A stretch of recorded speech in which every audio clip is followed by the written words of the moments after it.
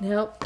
Stupid. Oh, this looks like a good book. How about I read to you the story of how I met your daddy? Okay, it was many years ago when Mommy first got sober. See, Mommy used to do lots and lots of druggy works. She was an idiot. Okay, let's begin. I arrived at the party. It had a theme. Dress the way your parents did when you were born. You might think this theme is oddly specific, but the last party was themed, wear an outfit to symbolize the last text you sent. And the one before that was the Battle of 1812. I know, it's ridiculous. It's crazy. I wanted to wear a hospital gown with my ass just completely out because that's what my mom was wearing when I popped out, but I felt like the person with her ass out at the party can't also be the first person to leave. I was born in '86, so I found a pink and black striped mini dress, teased my hair, and slid on a bunch of bracelets. I called this look phoned in 80s. I stood outside her house and felt stupid. I hate costume parties. Why would someone create an event where it's mandatory that you look dumb? I was wearing a stupid dress and I was going to go to this stupid party and drink stupid water because that's all I'm allowed to do. I was still salty that I couldn't smoke weed then, but I'm fine with it now. I walked into the garden area and I remember seeing this man standing with a group of friends. He was wearing this really beautiful vintage suit and laughing at something someone said, like really, truly laughing. I remember thinking he had a great smile. I wanted to know what he was smiling about. I bet I could make him laugh. Do I smell poo? Is that poo or a fart? That was just a fart. I thought it was a poo, but it was a fart. Because sometimes I think you farted, but it was a poo. And then other times I think you pooed, but it was just a giant fart. And then sometimes you do a farty poo. And those really pissed me off, the farty poos. Then I saw he was holding a bottle of water. I do need water, and I wanted to talk to him. I decided I'd ask him where he got that water. Smooth, right? I used to go up to guys all the time in clubs. It's easy to talk to people. But I had always been drunk before in these situations. This time I had no false confidence, no liquid courage. What was I gonna say? Okay, Laura, just say words. I had been standing in front of him and his group of friends uncomfortably for 10 seconds already. Awkwardly, I interrupted his conversation.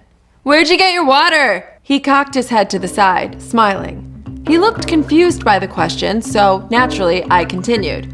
Because I just love water. It's really important to stay hydrated, so I was just wondering where water might be, because water's my favorite beverage and I love it. He raised an eyebrow and said, obviously you don't love water, or else you would have brought some yourself. Are you accusing me of not loving water? I just wanted to sample the specific water at this house. I probably like water more than you. I'm just saying, if you loved it as much as you say you did, you would have brought it like I brought mine, he said, grinning triumphantly. How did he get the upper hand here? All right, whatever. I'm gonna go find some water. I turned around and walked into the house. Real smooth, Laura. Man, I need a drink of water. I found my dumb water and sat down to socialize with all the party people. It was fun at first, but then an hour or two passed and everyone had gotten progressively more drunk and more high. This was my limit! I was a little annoyed, I'll admit. It was hard being the only sober person at the party. I didn't want to be a buzzkill, so I needed to get out of there. I said my goodbyes and then figured I would find the water guy to say goodbye and catch him up on the fact that I found water immediately. I'm leaving, I said to him, one arm reached out for an awkward side hug. His smile dropped. Why are you leaving? Because I'm the only sober person here! I didn't mean to sound so annoyed.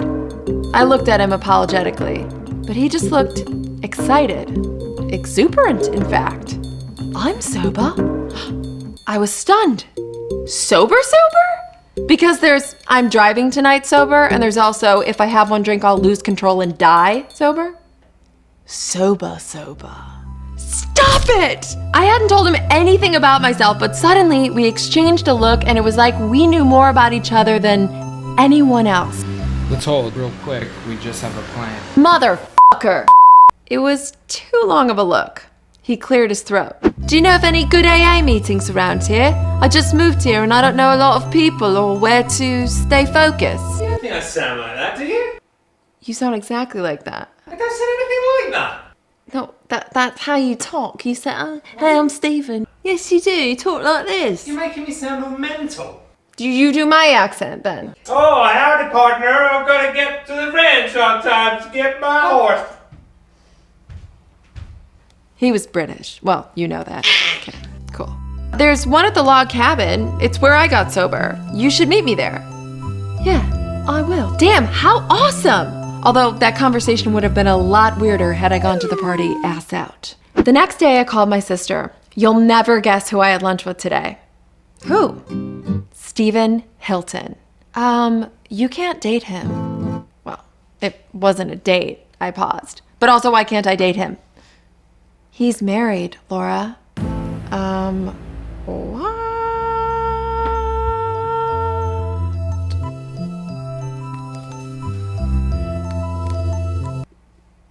What? Don't look at me like that. He's sleeping.